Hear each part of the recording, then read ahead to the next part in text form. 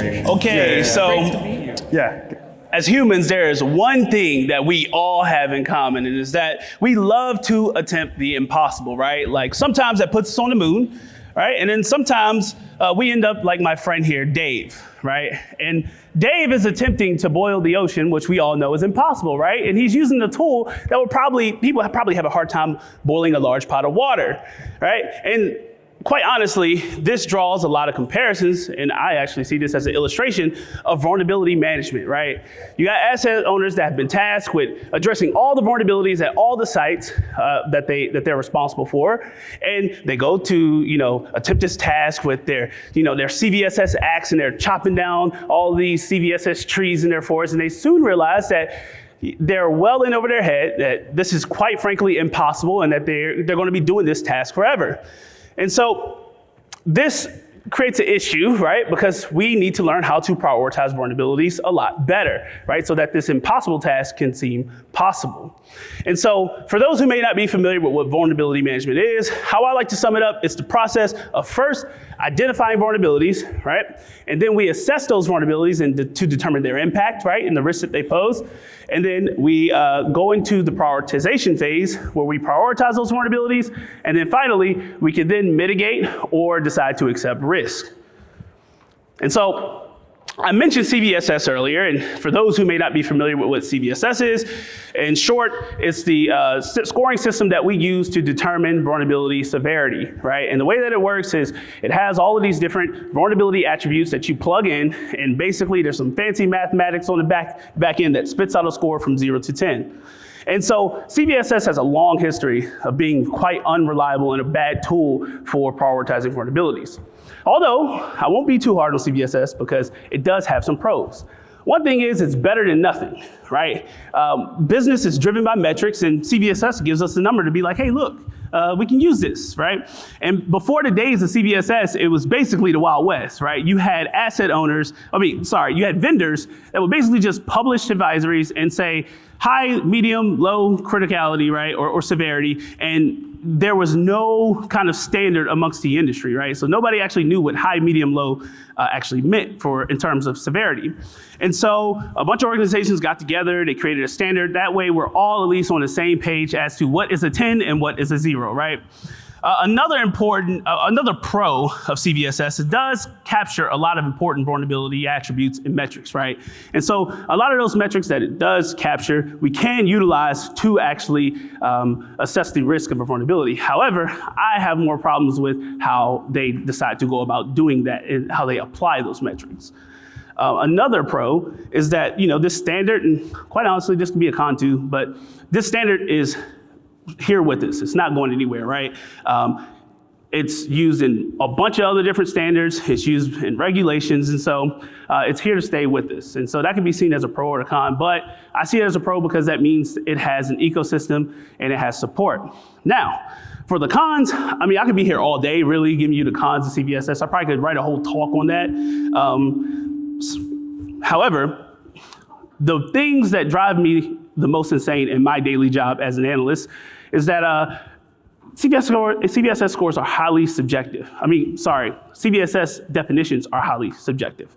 And so because of this subjectivity, you often see that analysts end up misapplying the system, and what ends up creating bad scores or errors.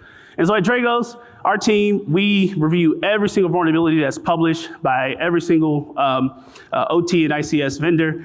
And this analysis is manual, and one of the things that we look for is errors in the actual scoring. And when I looked at the data, I ran some numbers, and from like 2024 prior, there was like a 25% error rate across the board. Now, don't let that number alarm you, because if you look year over year, it's been trending downward, and I think last year, the numbers haven't been released yet, but it's about 10%. However, I expect that number to go up because CVSS 4.0, the latest version, is a lot more complicated. Another con is that CVSS was never designed for ICS, but that's like most things, right? ICS security, we just, take something from IT and then shoehorn it in and, call it good, right? But that's another issue. It doesn't consider a lot of those impacts that asset owners would like it to, right? And probably one of the bigger issues as well is that CVSS generates a lot of critical vulnerabilities. I think somewhere in the number of like 18 to 20% of CVEs are scored like 9.0 or higher. And so this can mislead people because they automatically assume, oh, high score bad, but that's not always the case. I mean, I know 7s that are being actively exploited, and I know 10s that, nobody has ever used before. So, the CVSS scoring system just doesn't work. So, or as my grandmother would say, CVSS just ain't gonna work. So do we have anything else we're gonna do? We can use, right? And we do. We have Now, Next, Never. Now, for those who may not be familiar with Now, Next, Never, at this very conference in 2019, Dell got together a group of experts and challenged them with the task of replacing CVSS, right? Creating a better version of it. And these two guys came up, they pitched their, how they would manipulate CVSS to work for asset owners. But there's one brilliant man with mutton chops in particular named Art Manion came up and he blew everyone's mind. What Art proposed was that not only do we just get rid of CVSS altogether, but also he argued that scores aren't even important. And instead we should replace the fancy mathematics with decision trees, and we should replace the scores with prioritization levels, all right? And so for those of you who may not know what a decision tree is, here's a decision tree of something to tell me whether or not I need to take a nap or drink coffee, right? And so what I want you to take away from here is that I'm going to be using the word decision point, decisions, and outcome, right? A lot. So are you tired? Yes. Are you busy? Yes. Drink some coffee, right? I should have put something in there for, did your toddler wake up at 5 a.m. and did you have to drive to Tampa from Orlando? Because that's what happened to me this morning. But so I'm a little bit tired. But yeah, the takeaway is a decision point is that question you're asking, and then the decisions are the set of options right there, right? And so once you chain together a number of decisions, you end up at an outcome. And that's basically what a decision tree is. Now, I think it's important to highlight SSVC, and yes, that is CVSS backwards. SSVC was the first, as far as my knowledge is, framework or standard that was built using Now, Next, Never kind of philosophy in the decision trees, right? It was developed by Carnegie Mellon Software Engineering Institute in conjunction with CISA. Actually, CERT CC is actually where Art Manion sits as a faculty member. It's based on Now, Next, Never. It's not widely adopted, but I know CISA has been promoting it a lot more as of late. But it does have its drawbacks, it does have its benefits. However, I don't want to go into detail about SSVC. I just felt like I would have to, if I'm talking about Now, Next, Never, I have to talk about SSVC. So I would highly recommend you go look at that standard as well and check out the documentation. And so when Dell reached out about, speaking on vulnerability prioritization, I was like, it's perfect. I have been working on formalizing Dragos's vulnerability prioritization framework for a little over a year, and the timing worked out, and I was like, oh, I can come here and just speak about how Dragos does vulnerability prioritization. However, after thinking about it, I was like, well, it's probably a lot better for me to teach asset owners how to create their own, because at the end of the day, right, at Dragos, we have to create something that's scalable, right, that works for a number of different asset owners. However, asset owners, nobody knows their environments, their organizations, their company, their business more than asset owners. And so if we can give them the tools to build their own decision trees and their own prioritization frameworks, then, that's a win-win. And so when creating a Now, Next, Never decision tree, there's a few steps you got to take. You need to define your decision points, define your decisions, define your outcomes, create your tree, and then start assigning those outcomes to the various paths in the tree. Now, when it comes to defining decision points, it's important to understand what they are, right? And so in terms of CVSS, for those who understand, a decision point is like an attack vector, right? You can think of it like a high-level vulnerability metric, right? And then the decisions would be like local, physical, adjacent, et cetera, right? And so that's the difference between a decision and the decision point. Now, when we created our decision points at Dragos, we asked 3 important questions. The number one most important question is, could this vulnerability impact the ICS, right? How does it impact operations? That's the most important. Second, what are the threats? And third, what can we do about it, right? And so we should create our decision points around those 3 key questions. Now, there are some considerations, right? Understand, decision trees, they grow exponentially. So every time you add another decision point, that tree is going to grow and grow. And so be very careful of the decision points that you add in your tree. Also, do not overcomplicate definitions of decision points or decisions, right? And the reason why is because that's one of the gripes I have with SSVC and CVSS is that a lot of times a junior level analyst or somebody not very experienced will struggle with understanding a lot of the terminology and things being used. And one of the ways you can get around that is by using true or false or yes or no questions at each decision point, right? So that way somebody can read it and go, okay, it either is or it isn't. I don't have to understand all of these different definitions of these different decisions. And I just have to know one thing, right? And so that's another tip I would give. And also understand you should probably organize your tree from most impactful to least. So when you put your decision points in, go from the most impactful to the least impactful decision point. And so I'm going to talk about a few examples of decision points and decisions. And I want you to understand something. I kind of alluded to it earlier. You know, at Dragos, we have, customers that are in oil and gas and all the way to food and bev and, big, medium, small, large, right? And so we have customers too that only subscribe to our intelligence, right? And so we have to create something that works for everybody. However, the power as an asset owner is that you can actually take a lot of these examples and apply them at a site-specific or organizationally specific level.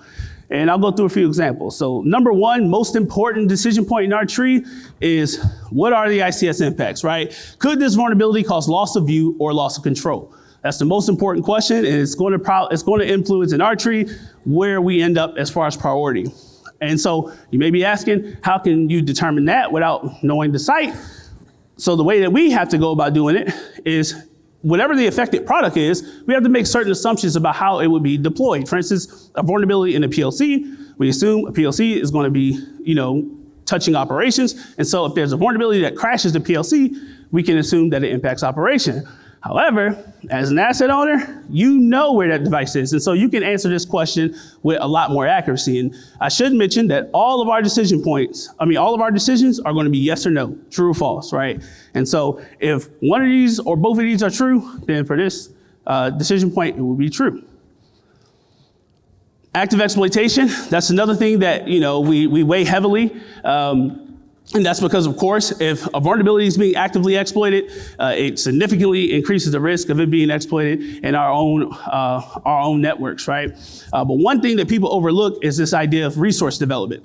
Now, if you're not familiar with resource development, it's a situation where basically we'll have intel that a threat group has a capability for a vulnerability, but they haven't used it yet. And there is precedent for this. For instance, like Pipe Dream, there was some Rockwell CIP vulnerabilities a few years ago that this kind of behavior occurred. And so we wanted to look for both of those. And although active resource development kind of aligns with proof of concepts, as far as the threat, is more closely aligned with active exploitation since there is a capability and intent, right? Versus a PLC where there's just capability, but generally no intent. Another thing that people often overlook is pivot and persist. This is one of the favorites of my buddy Reed Whiteman.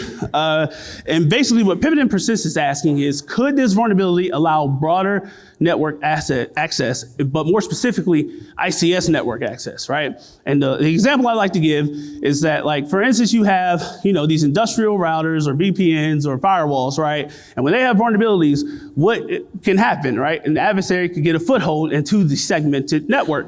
And so we want to look for that in our prioritization framework. We want to be able to look and say, okay, maybe it doesn't impact operations, but could it allow access to the ICS or OT, right? And that's another one of those examples where at Dragos, we have to answer that at a high level. We have to make assumptions based on the type of device and things like that. As an asset owner, you know where those devices are deployed in your network. So you know, okay, this is an area where this device is used for segmenting this particular network.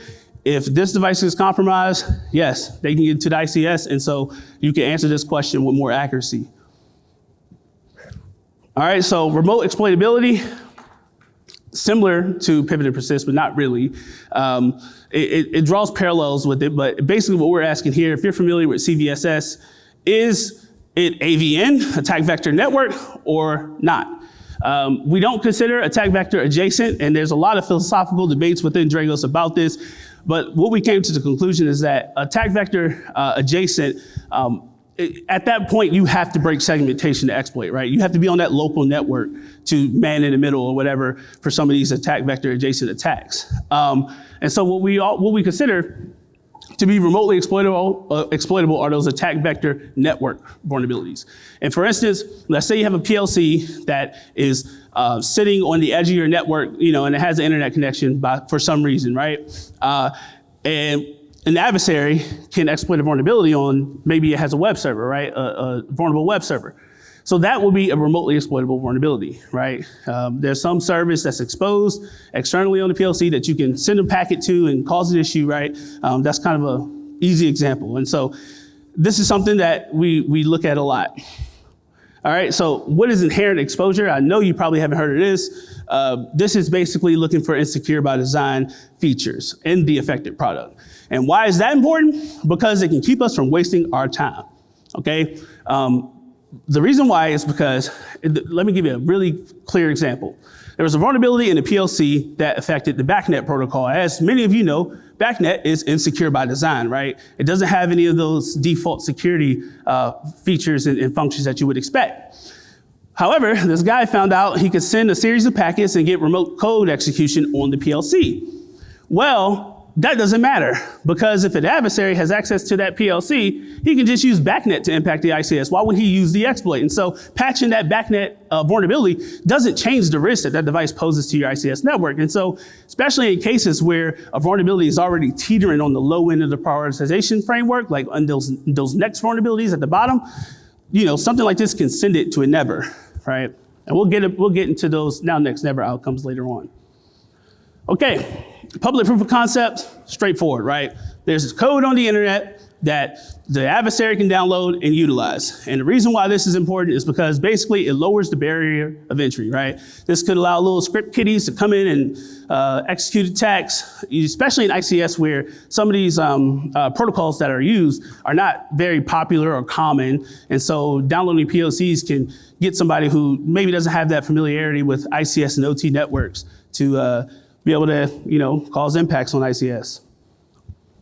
And so resolvability, like inherent exposure, is another thing that we look at. It's one of those situations where we're asking, does this vulnerability have a patch or mitigation, right? Because we're asking, what can we do, right? And so if a vulnerability can't be patched, can't be mitigated, there's often situations where we can throw those vulnerabilities into the never bucket, especially if they're already on the lower end of our prioritization framework. And so we're trying to make asset owners more efficient. We're trying to save time, but we're also trying to make sure we identify those vulnerabilities that really need to be taken care of. And finally, another one of the little I call them like catch-alls, right? Like once you get to the bottom of these decision trees, you're really starting to try to prune away vulnerabilities that really don't matter, right? And so we finally check for, does the vulnerability require authentication to exploit or user interaction? And the reason why is because if it does, it significantly increases the attack complexity. And so again, once we start getting to those vulnerabilities that are on the bottom end of that prioritization, on the prioritization levels, right, we can start sending some of those next vulnerabilities into nevers because of things like this. And so now you may have noticed that I didn't mention safety. And the reason why is because we did play with the idea of putting safety in our decision tree, but because we biased operational impacts so much in our framework, when we tested it, every single path in our tree that had operational impacts true and every single path that had safety true had the same exact outcome. And so it was basically redundant. But I could see cases where maybe an asset owner wants to prioritize safety separately, right? And that's something you could consider for yours. These are just examples of other decision points to consider. Asset criticality, like, is this your crown jewel, right? Or one of your crown jewels? And that's something that you can think of in your decision tree, as well as site criticality. And basically what I mean by this is we've had customers that have complained. They're like, now that we know all of our nouns, the problem is I have 20 sites, I have vulnerabilities at every single one of them. Which site do I start with, right? Which one, if I'm gonna take one of these down, which one do I start with? And so maybe that's something that you can include into your decision tree to figure out, be able to quantify which site is a priority as well. And so when we talk about defining outcomes, this is talking about setting those levels, right? Those prioritization levels. And your prioritization levels should be actionable. It should have some sort of guideline, even if it's very high level. And just understand that outcomes are going to be assigned to every single path in your tree. Now, the outcomes that we use the original now, next, never outcomes and the original argument made by Art Manion.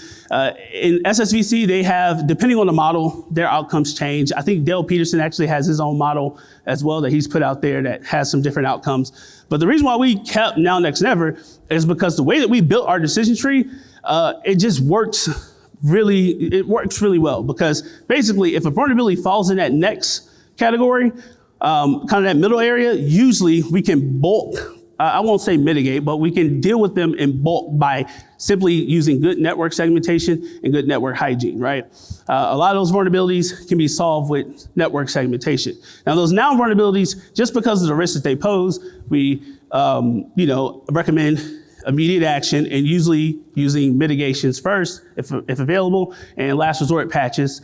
And the nevers, those are the ones, you just throw those in the closet and just keep an eye on them, because sometimes they can, things can change in the threat landscape, of course, and increase their priority, but usually you don't have to worry about those at all.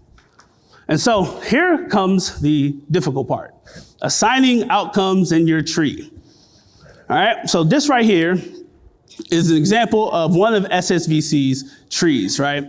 And as you can see, those are a lot of paths and a lot of outcomes. I think it's about 76, right? And so when you're creating a tree, you have to go through each one of these conditions, assess it, and go, where does this fall, right? And so when we created our tree, we have more decision points. And so ours had 256 potential paths, right? Because, decision trees grow exponentially. And so this process, here's an example at the bottom, right? This is an example of how we get to a now in one of our paths, right? And so we have to assess each one of those. We have to assess each and every decision that we've made as a whole and go, is this a now, next, or never, or does this meet one of our defined outcomes, right?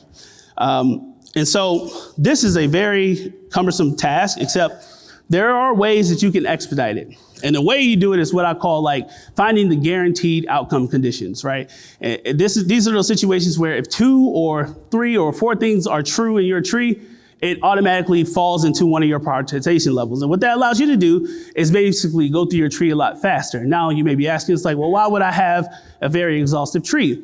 Well, on the back end, when it comes to assessing a vulnerability, you still want to be exhaustive. You still want to be able to, see what attributes that vulnerability has. Also, you can use the tree for doing things like force ranking vulnerabilities and, using graph theory and stuff like that. But as far as speeding up the assignment process, we find those guaranteed outcomes. For instance, one of ours is, if it impacts operations and it's being actively exploited, I don't care about the rest of the decision points or decisions. It's automatically a now. That's one of our conditions, right, in our tree. And so you can also, what that allows you to do is it allows you to take a very large list of potential paths and reduce it down to maybe, I think we took ours down to 25 conditions, right? And what that allowed us to do was, since it's a limited set, we can learn those conditions and we don't have to rely on a tool, because, as you get used to those smaller subset of conditions, you can just look at a vulnerability and tell which prioritization category or level it falls into. And so that's why this is useful as well. Of course, the whole goal is to encourage you to create your own decision trees. And some of the tips I would give is that you make sure you create a tree that is unique to your organization, right? And your organizational requirements as well. And the biggest thing is avoid complicated or subjective definitions as much as possible. Try to make it easy, because the thing is, you're going to have people that maybe have PhDs, or that may be just an entry-level analyst using your framework. And so you want to make it easy enough to where this person doesn't have to understand all this giant chain of technical definitions to be able to answer a simple question. And so we try to prune back things as much as possible to make it straightforward. And also be consistent in your outcomes, right? You don't want to have a tree that you can't rely on, because, you go down one path or you go down another and it gives you 2 separate answers. And so running through those guaranteed outcomes and creating those scenarios are probably one of the ways to avoid that as well. And also, if you do create a tree, one thing I do recommend is that you look into SSVC's interactive tool. You can go to their website, they have one. You can actually play with their different models and their tree. But if you create your own, you can put it inside of their JSON format. And basically, well, they have like a JSON schema that if you follow their schema, you can put your tree in there and just import it, and you can actually interact with your own tree. All right, and so that's very useful. And so that's all I have for today as far as Now Next Never. This is a very deep topic, and so 30 minutes is hard to really, well, 25 minutes is hard to really get through the really nuts and bolts of things. Like I said, I've been working on some of this stuff for over a year now, and I've been working on a white paper that's probably gonna come out here in the next couple of weeks. I wanted it before S4, but it was just a lot going on. But it will be out here soon, so if you do want more information on our decision tree at Dragos or more background on Now Next Never, I would advise you look out for that white paper. And I guess now I will sit and field questions if there are any. My mouth is really dry. I probably look crazy. Hi, Logan. There's a question here. I know that decision trees, you probably need the stakeholders, various stakeholders to be involved, right? And so it largely depends on who's at the table. And as to your point, it's subjective, coming up with the likelihood and the impact. So how important is it to bring the right people, and how do you mitigate the problem of maybe having the people there, but they are not, having the stakeholders, but they are not the right people to make the decision in terms of likelihood and the impact? And how does that then affect your outcome of your report? Thanks. So to answer your question, I think like everything, getting the right people in the room is like the biggest problem with a lot of things. But when you're creating these decision trees, you're going to want to know, of course, you're going to want basically whoever's in charge or responsible for that final decision, of course. But you also want somebody who's actually touching the hardware and on the factory floor there as well, because when you're going through these exercises, although, somebody may not have all the experience or security knowledge to understand, if you communicate in a way that tells them, all right, if this vulnerability is executed, this is what can happen to our operation or to our network, they'll be able to give feedback. And I think the answer to the question is have a diverse group of skilled people, right? And so you want people that are very technical. You want business, the suits in there. What did he say? The Carhartts, the slacks, and what was it else? The chinos. Yeah, you want the Carhartts, the slacks, and the chinos in the room. Yeah, so. Great presentation. I'll say that we did a very similar thing where I work. We made our decision tree. We go to start looking at defining process and implementing. And a lot of the decision points were very manual, right? You need an analyst to sit down and run through it. When we have however many sites globally, that's a lot of vulnerabilities to have someone sift through manually. So can you speak to, have you found ways to automate or implement types of decision trees like this? Yeah, so actually, if you go back and you look at each decision point that I mentioned, every one of those can actually be tracked automatically, right? You don't need an analyst to evaluate some of those. For instance, I don't know where you get your vulnerability feeds from, but for instance, at Dragos, we have 4 analysts. We review all of our vulnerabilities, and one of the things that we do, every vulnerability we review, we always check whether or not broader network access is required, whether or not it can cause loss of view, loss of control. And so, because we are working on that problem daily and we're tagging that data, it's easy for us to automate it. And so, if you don't have any type of sources of intel that can do that, then you have to have somebody dedicated to manually review it like that. And that is a huge problem too as well. But if you have a good data source, you can automate a lot of those points.